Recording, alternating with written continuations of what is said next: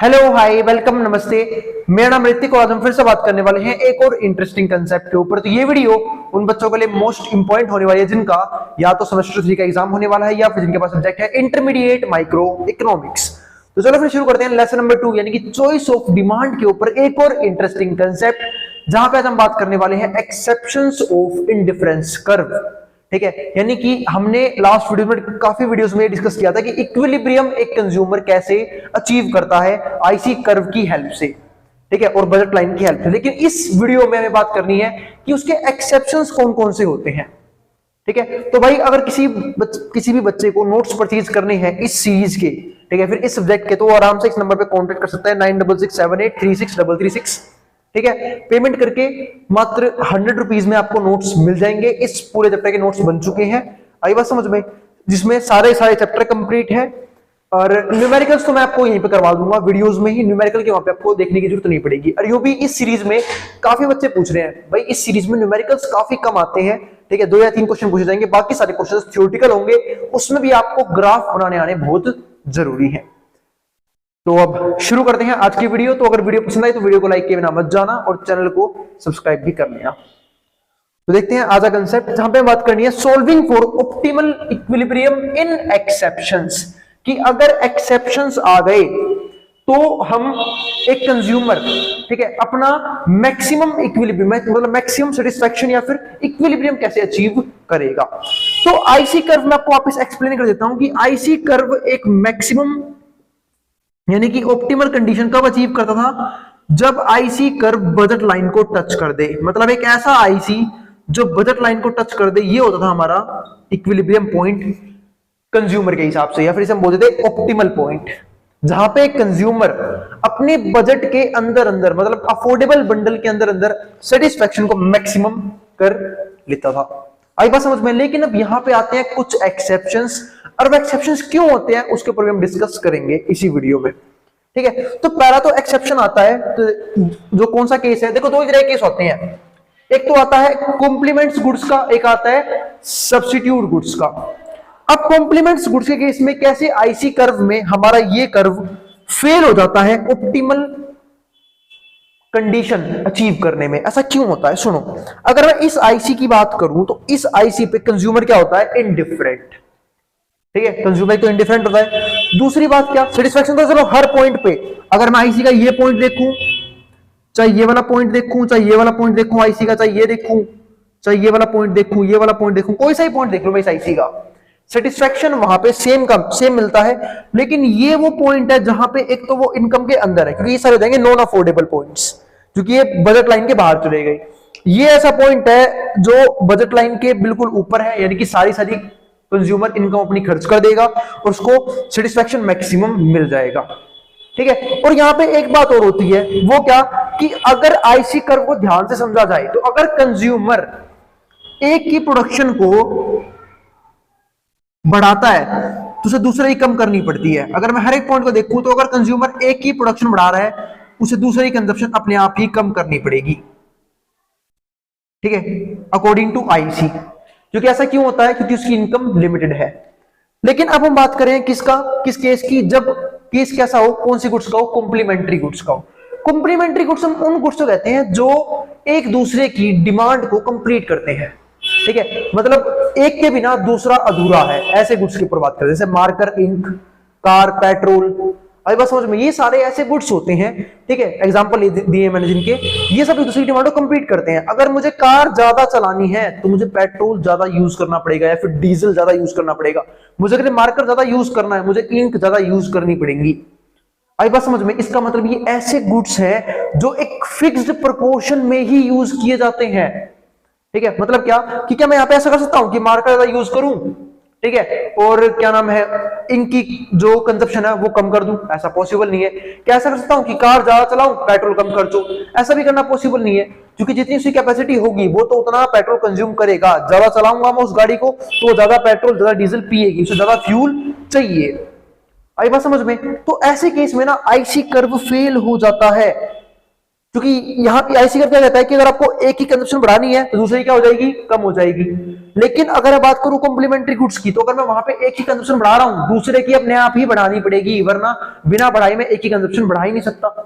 तो इस केस में हमारा आईसी कर्व फेल हो जाता है। तो इसको समझते हैं। इसने क्या बोला, when the IC exhibits a kink, जब वह किंक बनाता है और have no defined tangent line, जहां पे उसकी कोई भी डिफाइंड टेंजेंट लाइन ना हो, एट द ऑप्टिमल चॉइस पे this can be happen when the goods are perfect. ठीक है, यहां कॉम्प्लीमेंट्स की स्पेलिंग गलती हुई है, कॉम्प्लीमेंट्स, परफेक्ट कॉम्प्लीमेंट्स बोलते हैं उन गुड्स को। ठीक है, which means they are consumed in fixed proportion, कि जिनका अपने आप में क्या होगा, एक रेशियो होगा कंजप्शन का। ठीक है, अब यहां देखो, चलो ये तो बाद में देखेंगे, पर इस ग्राफ को समझो। ये है परफेक्ट कॉम्प्लीमेंट का ग्राफ। यहां पे ये जो बना है ना, टेंजेंट डी बना है एल शेप का। आईसी कर्व जो है ऑलमोस्ट लगा लो, ये एल शेप का बना है, ये भी एल शेप का है। ठीक है, तो ये दिखाने के लिए पता है क्या है, कि अगर आप एक गुड्स की कंजप्शन को बढ़ा रहे हो, आपकी दूसरी अपने आप ही बढ़ेगी। ठीक है, एक की बढ़ा रहे दूसरी नहीं बढ़ जाएगी। जैसे मैंने ये बढ़ाया, तो ये सब कांस्टेंट रेट से बढ़ते हैं, दोनों हम फिक्स प्रोपोर्शन में यूज करते हैं। अब यहाँ पे कुछ चीज समझते हैं। जहां पे इसने क्या, ये जो लाइन है एल शेप की लाइन, इसने इंडिफरेंस कर्व को, उसको बजट लाइन टच किया, वहां पे हमारा एमआरएस क्या होता है, नॉट डिफाइंड। और अगर मैं बात करूं इस रेखा की, मतलब ये जो लाइन है, जिस लाइन को हम बोलते हैं वर्टिकल लाइन, ठीक है, इस केस में हमारा एमआरएस हो जाएगा माइनस का इंफिनिटी। और अगर ये हॉरिजॉन्टल लाइन है, यहाँ पे हमारा एमआरएस क्या हो जाएगा, 0। जिनको एमआरएस नहीं पता तो भाई कोशिश हमेशा रखा करो कि वीडियो को सीरीज वाइज देखो। एमआरएस का मतलब होता है मार्जिनल रेट ऑफ सब्स्टिट्यूशन। ठीक है, इसके बाद हमारे पास क्या आता है, ये हो गया। ठीक है, अब एक चीज और आती है यहां से कि भैया हमने एक्सेप्शन तो समझ लिया, लेकिन ये भी तो कहीं ना कहीं मैक्सिमम इक्विलिब्रियम या फिर मैक्सिमम सेटिस्फेक्शन अचीव तो करेगा। इस केस में भी बिल्कुल ऐसा भी होता है। ठीक है, इस केस में हम जो है ना ऑप्टिमल, यानी कि जो मैक्सिमम सेटिस्फेक्शन अचीव करते हैं, वो करते हैं इस पॉइंट पे, जहां पे इस एल शेप के कर्व ने बजट लाइन को टच किया हो। ठीक है, वहां पे हम करते हैं मैक्सिमम सेटिस्फेक्शन अचीव। इस केस के अंदर देखो, यहां पे लिखा भी होगा, optimal bundle for the consumer occurs at the kink on the indifference curve. ये कहां बनता है, जो हमारा किंक होता है इंडिफरेंस कर्व का, वहां पे। इसलिए इसको बोलते हैं के शेप का डायग्राम। ठीक है, यहाँ पे के शेप का डायग्राम बनता है। अब आगे समझते हैं, ये हो गया। तो अब दूसरा केस समझते हैं। तो पहला केस, अब दूसरा केस क्या है, सब्स्टिट्यूट गुड्स। हमने दोनों गुड्स के ऊपर बात तो पहले कर ली थी, कॉम्प्लीमेंट्री गुड्स हो चाहे वो सब्स्टिट्यूट गुड्स हो। अब बात है सब्स्टिट्यूट गुड्स कौन से होते हैं, जब हम एक गुड्स को, ठीक है, बिना सेटिस्फेक्शन को कम ज्यादा किए हुए दूसरे गुड्स से सब्स्टिट्यूट कर पाए, उसे हम बोलते हैं सब्स्टिट्यूट गुड्स। यानी कि परफेक्ट सब्स्टिट्यूट्स की बात कर रहा हूं मैं। जैसे मान लो कि किसी के लिए, जैसे मेरे लिए चाय पीना या कॉफी पीना एक ही बात है। आई बात समझ में, मतलब मैं चाय पीऊंगा तब भी मुझे सेम लेवल की सेटिस्फेक्शन मिलेगी जितनी मुझे कॉफी पीने पे मिलती। इसको हम बोलते हैं परफेक्ट सब्स्टिट्यूट गुड्स। अब बात है भैया, ऐसे में एक समझदार कंज्यूमर क्या कंज्यूम करेगा। एक बात बताओ, मान लो सपोज करो कि जो टी है वो है 10 रुपए कप, और जो कॉफी है वो है 20 रुपए कप। ठीक है, अब मुझे दोनों से सेटिस्फेक्शन मिल रहा है सेम, टी से भी सेम मिल रहा है और कॉफी से भी सेम मिल रहा है। ठीक है, दोनों में कोई फर्क नहीं है, मेरे को बराबर एक मतलब सेम लेवल का मजा आ रहा है जब मैं दोनों को पी रहा हूं। तो मुझे पागल कुत्ते का टाइम है कॉफी पीने जाऊंगा। अगर मेरे पास ऑप्शन मौजूद है मैं चाय पीऊंगा ना भाई, फिर क्योंकि चाय और कॉफी जब मुझे दोनों सेम लेवल का सेटिस्फेक्शन प्रोवाइड कर रही है और सस्ती क्या मिल रही है मुझे, चाय, तो मैं ऐसा समझदार कंज्यूमर मैं क्या पीऊंगा, सिर्फ टी पीऊंगा, मैं कॉफी को हाथ भी नहीं लगाऊंगा। और अगर मुझे इसका उल्टा कॉफी सस्ती पड़ती तो मैं चाय को हाथ नहीं लगाता। अगर मुझे कॉफी मिल रही है 10 रुपए की, इसका उल्टा कर लेते हैं, और चाय मिल रही है मुझे 20 रुपए की, मैं अब चाय बिल्कुल नहीं पीऊंगा, कॉफी परचेज करूंगा, क्योंकि मैं एक समझदार कंज्यूमर हूं। सेटिस्फेक्शन दोनों सेम लेवल का मिल रहा है, बस एक का प्राइस हाई है एक का प्राइस लो है, मैं सस्ती चीज परचेज करूंगा। आई बात समझ में, ठीक है। अब करते हैं शुरू आगे। तो अगला हमारा केस क्या था, solving for perfect substitute. The consumer will allocate their entire income. मैंने कहा था ना, जो कंज्यूमर होगा वो अपनी पूरी की पूरी income, entire income, to the goods with lower price, उस गुड्स पे खर्च कर देगा जो उसे सस्ती पड़ेगी, यानी कि लोअर प्राइस में अवेलेबल हो जाएगी।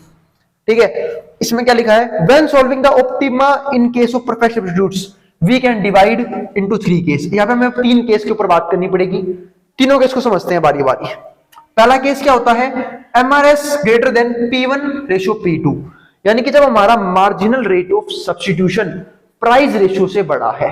इसका मतलब कंज्यूमर प्रेफर कर रहा है, ठीक है, गुड वन को मोर देन गुड टू। मतलब क्या, कंज्यूमर को अब मान लो कोई गुड वन एक्स है, गुड टू वाई है, उसे एक्स वाई से ज्यादा पसंद है। मतलब वो चाहता है, उसकी इच्छा है कि वो एक्स को वाई से ज्यादा कंज्यूम करे, ठीक है। तो इस केस में हमारा एमआरएस यानी कि marginal rate of substitution price ratio से ग्रेटर होता है, ठीक है। यहां पर देखो लिखा भी हुआ है, when MRS is greater than price ratio it means consumer values good one more than good two relative to their prices. उनके प्राइसेस के हिसाब से कंज्यूमर गुड वन यानी कि एक्स गुड्स को ज्यादा प्रेफर करता है वाई गुड के कंपैरिजन में। अब दूसरा इसका उल्टा लगे थे, ग्राफ भी समझ लेते हैं। इसका ग्राफ है ये रहा। इस ग्राफ में क्या बोला उसने कि गुड वन का ग्राफ मान लो ये है, तो वो गुड वन की कंजप्शन तो कर रहा है सेम लेवल पे, लेकिन गुड टू को उसने ब्लैंक छोड़ रखा है। मतलब क्या, गुड टू की कंजप्शन वो कम कर रहा है या फिर नहीं कर रहा है, क्योंकि उसे गुड वन ज्यादा प्रेफर लग रही है, ज्यादा अफोर्डेबल लग रही है, इसलिए वो गुड वन की कंजप्शन बढ़ा रहा है, गुड टू की नहीं बढ़ा रहा है। सेकंड केस में देखते हैं, जब एमआरएस हमारा लेस देन होगा P1 रेशियो P2 से, इस केस में इसका उल्टा हो जाएगा। इसका मतलब कंज्यूमर गुड वाई को प्रेफर करना चाहता है, उसकी इच्छा है कि वो दूसरे गुड्स को कंज्यूम करे ज्यादा कंपैरिजन टू गुड वन, ठीक है। तो इसको हम क्या बोलेंगे, इस केस में हमारा मार्जिनल रेट ऑफ सब्स्टिट्यूशन, ठीक है, छोटा होगा, कम होगा प्राइस रेशियो से। तो when MRS is less than price ratio it means that consumer value of good two is more than good one. तो कंज्यूमर की जो वैल्यू है गुड टू की वो ज्यादा है गुड वन से, ठीक है, रिलेटिव टू देयर प्राइसेस के हिसाब से। तीसरा हमारा क्या आता है, एमआरएस P1 रेशियो P2, ठीक है। एमआरएस क्या आ गया, P1 रेशियो P2। इस केस में क्या हुआ, कंज्यूमर अपने सारी इनकम को दोनों गुड्स में खर्च करना चाहता है इन ए फिक्स्ड प्रोपोर्शन। हो सकता है ना भाई कि चाय और कॉफी दोनों सेम प्राइस में मिल जाए, तो मैं दोनों चीज कंज्यूम करूंगा ना फिक्स्ड प्रोपोर्शन में, क्योंकि जब मेरे पास दो ऑप्शंस अवेलेबल हैं तो मैं थोड़ा बहुत तो स्वाद के मजे लूंगा ही ना। तो सिंपल सी बात है, वो दोनों कंज्यूम करेगा इन अ फिक्स्ड प्रोपोर्शन। हो सकता है इक्वल कि एक कप चाय की पिए, एक कप कॉफी की पिए, ठीक है, दोनों को इक्वली कंज्यूम करे वो। आई बात समझ में, ठीक है। ऐसा कब प्रेफर करेगा वो, जब दोनों का प्राइस क्या होगा, सेम होगा। और इस केस में हमारा एमआरएस बिल्कुल बराबर होगा P1 रेशियो P2 के। इसका ग्राफ ये रहा। और यहाँ पे एक चीज और समझाना चाहूंगा, देखो यहाँ पे X2 क्या है, इनकम अपॉन में P2। मतलब X2 कितना कंज्यूम कर रहा है, जितनी इनकम है और जितना गुड्स ऑफ प्राइस है उसको डिवाइड कर दिया, लेकिन X1 जीरो कंज्यूम ही नहीं कर रहा। इस केस में X1 कंज्यूम कर रहा था, इनकम को उसने प्राइस से डिवाइड कर दिया, किसके, P1 क्या है, प्राइस ऑफ गुड वन। लेकिन यहाँ पे क्या कंज्यूम कर रहा है वो गुड टू का, X2 यानी कि गुड टू का प्राइस जीरो, कंज्यूम नहीं कर रहा है यहाँ पे क्वांटिटी। तो ये था हमारे पास एक्सेप्शंस, हमने देखा ऑप्टिमल चॉइस का एक कंज्यूमर के लिए कि वो कैसे in different types of goods में, यानी कि कॉम्प्लीमेंट्री गुड्स हो चाहे सब्स्टिट्यूट गुड्स हो, वहां पे कंज्यूमर कैसे सोचता है कि मुझे कौन से गुड्स परचेज करने चाहिए कि वो सेटिस्फेक्शन को मैक्सिमम कर सके अपनी सेम इनकम लेवल पे। मिलते हैं अगली वीडियो में, जहां पे हम बात करेंगे कंज्यूमर जब क्या करता है जब उसकी इनकम बढ़ जाती है, ठीक है। तो उसके लिए देखते रहना अगली वीडियो। अब जिसको जो उतारना है उतार लेना, मैं बैठ रहा हूं बोर्ड के सामने से। अगर फिर भी कोई कंसेप्ट, किसी भी क्वेरी में कोई दिक्कत रह जाए, आप नीचे कमेंट बॉक्स में कमेंट कर सकते हैं। और अगर वीडियो पसंद आई हो तो वीडियो को लाइक किए बिना मत जाना और चैनल को सब्सक्राइब भी कर लेना। और अगली वीडियो में हम ये देखने के लिए मिलेंगे कि कंज्यूमर जब क्या करेगा, जब उसकी इनकम राइज कर जाए दो तरह के गुड्स में, नॉर्मल गुड्स में और इंफीरियर गुड्स में। तो इसको जो उतारना है उतार सकता है, मैं बैठ रहा हूं बोर्ड के सामने से।